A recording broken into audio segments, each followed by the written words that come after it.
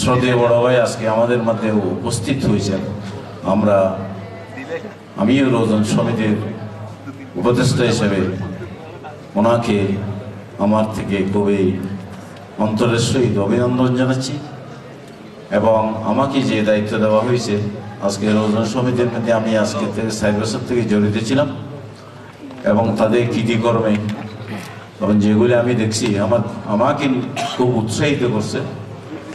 কাতারের মধ্যে যত সংগঠন আছে ছোট হোক বড় হোক, তার মধ্যে একটা জিনিস সেটা আমি খুবই আনন্দ পেয়েছি, সেটা হলো রোজন সমিতি। এটার মধ্যে কোনো বিশৃঙ্খলা নেই, একটা শৃঙ্খলার সাথে আমি এই কমিটিটা হয়েছে এতদিন পরিচালনা করছি। আজকে যারা বিগত দিনের মধ্যে যারা ছিল তারা অত্যন্ত ভালো ছিল এবং প্রতি 2টি বছর করে করে এখন তাদেরকে প্রমোশন দেওয়া হয়।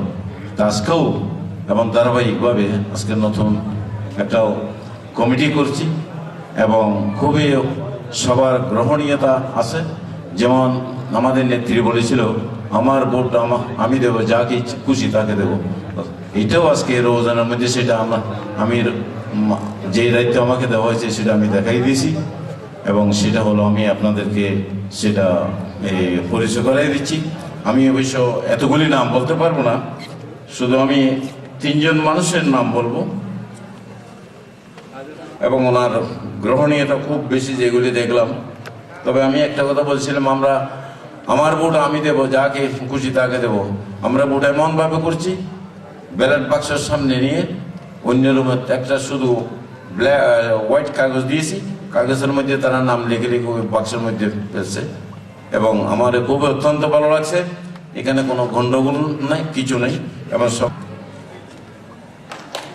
যুগ্ম সম্পাদক রহিমউদ্দিন চৌধুরী, যুগ্ম সম্পাদক মোহাম্মদ জসিমউদ্দিন, যুগ্ম সম্পাদক আলাউদ্দিন, যুগ্ম সম্পাদক মোহাম্মদ আজিম। সাংগঠনিক সম্পাদকের মধ্যে এমন যে আসলে ওনার লেখাপড়া, ওনার দক্ষতা যেগুলি জন্য অনুরোধ করেছেন, আমি তাই আপনাদের নামগুলো পড়ে শোনাচ্ছি। নাম পড়ে শোনার সাথে সাথে আপনারা যারা আছেন তারা মঞ্চে এসে পরিচিত হবেন। প্রচার সম্পাদক মোহাম্মদ ফোরকান, সাহিত্য প্রকাশনা সম্পাদক রহিম মঞ্জুরুল ইসলাম,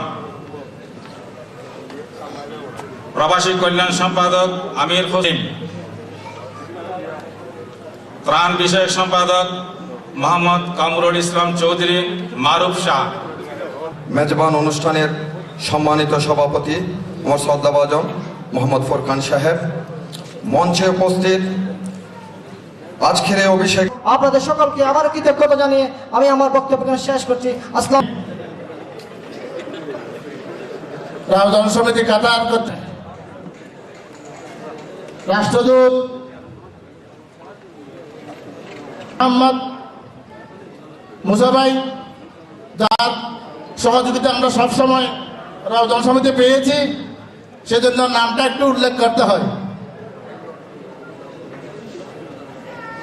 আমরা সবাইকে ধন্যবাদ জানিয়ে আমার বক্তব্য এখানে শেষ করছি। আসসালামু আলাইকুম।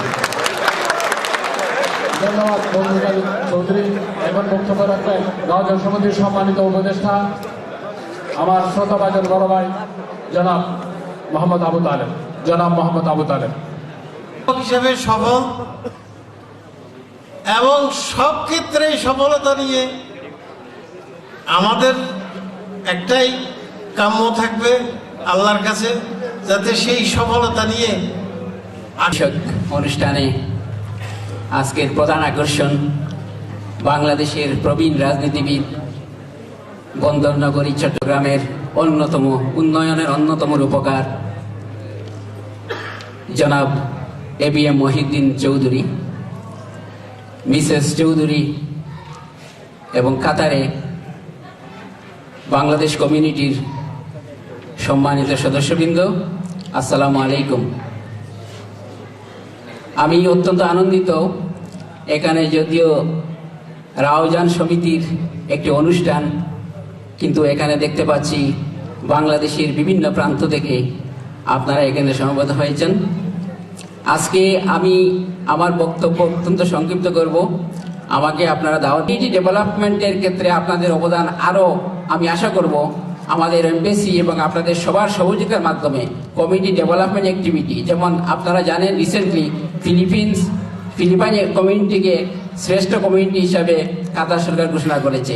তো আমরা আশা করব আমরা শুধু এগুলো তো অনুষ্ঠান আছেই, আরও যাতে কমিউনিটি ডেভেলপমেন্ট সংক্রান্ত বিভিন্ন কর্মকাণ্ডে আপনারা জড়িত হতে পারেন এবং যারা নবীন আছেন তাদেরকে, বিশেষ করে এখানে বাংলাদেশ স্কুল আছে, স্কুলের উন্নয়নের মাধ্যমে কমিউনিটি ডেভেলপমেন্ট যেন আরো সুন্দরভাবে হতে পারে এটা আপনাদের কাছে আশা করব। এবং এ ব্যাপারে বাংলাদেশ দূতাবাস থেকে যার সহযোগিতা করা দরকার, গ্রোথ রেট এটা কিন্তু 7 পয়েন্ট ছাড়িয়ে যাচ্ছে। আমাদের যে আপনাদের রেমিটেন্স যেটা হচ্ছে এটা প্রায় 15 বিলিয়ন হচ্ছে, আমাদের রিজার্ভ হচ্ছে 28 বিলিয়নের উপরে। সুতরাং সর্বদিক থেকেই বাংলাদেশ এগিয়ে যাচ্ছে। উত্তর দক্ষিণ মহানগর সব জায়গারই ভাই বোনেরা রয়েছে। আমার এখানে সম্মানিত সভাপতি, উপস্থিত প্রধান অতিথি, চট্টগ্রাম মহানগরের সভাপতি, মহানগর আওয়ামী লীগের সভাপতি, সাবেক মেয়র আলহাজ ABM মহিউদ্দিন চৌধুরী,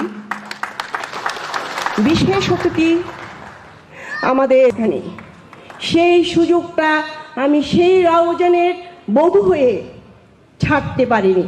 আমিও মিলিত হতে এসেছি আমার ভাইদের সাথে, বোনদের সাথে। এখানে অনেকে অন্যান্য ভাইয়েরা সামনে মেজবানি বস্তু আছে, ঠান্ডা হয়ে যাবে, তাই কথা না পারি সংক্ষিপ্ত আলোচনার মাধ্যমে তাতাগতিক অনুরূপভাবে আমার মাথা উঁচু করে দাঁড়িয়ে আমার সমস্ত ক্ষমতা দক্ষতা প্রমাণ করে কথায় বার্তায়, ব্যবসা বাণিজ্যে, শিক্ষা দীক্ষায়, প্রত্যেক ক্ষেত্রে আমরা প্রমাণ করি আমরা বাঙালি জাতি সারা বিশ্বের শুধু এখানে দেশের অর্থনৈতিক অবস্থা খুবই ভালো। এই কাতারের যারা কাজকর্ম করছেন, আপনার কিছু স্কুল গৃহ তৈরি করার চেষ্টা করেছেন, পরিচালনা করছেন। এই স্কুলগুলো যাতে করে সুশিক্ষা দেওয়া যায়, তার জন্য ভালো শিক্ষক, দক্ষ অভিজ্ঞ শিক্ষক দিয়ে সেই স্কুল পরিচালনা করার ব্যবস্থা করবেন। আমি দেখছি স্কুলে যারা মাস্টার নিয়োগ করা গেছে তার দুর্বল, যা শুনেছি আমি। কিন্তু এই দুর্বল শিক্ষক দিয়ে শিক্ষা পরিচালনা করা হলে পরে স্বাভাবিক উন্নত মানের শিক্ষা আমার সন্তান গ্রহণ করতে পারবে না। তাই বল আজকের যে শিক্ষা ব্যবস্থা, এই হচ্ছে আমরা যারা লেখাপড়া করেছি, আমরা যে বিগত দিনের শিক্ষা ব্যবস্থা এই প্রতি ঘরেই সেই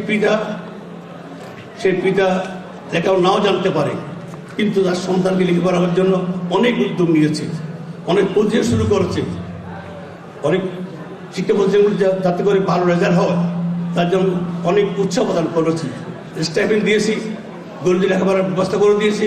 এমনকি বিভিন্ন বিশ্ববিদ্যালয়ে স্বল্প খরচে আমাদের আবু ভাই ও সহসভাপতি, আর এখানে আমাদের অনুষ্ঠানে মেহমান সবাই আসসালামু আলাইকুম। আজকে এই মেজবান অনুষ্ঠানের রোজার সমিতি, আমি রোজার সমিতির পক্ষ থেকে কৃতজ্ঞতা জানাই, যার অবদানে আজকে আমরা এই মেজবানের এত লোকের খানার আয়োজন করতে পারছি। সে হলো রোজার সমিতির পক্ষ থেকে আমরা সবাইকে পক্ষ থেকে এর ধন্যবাদ জানাই। আমাদের তালেব ভাইয়ের অবদানে আজকে আমরা এতটুকু পারতে পারছি।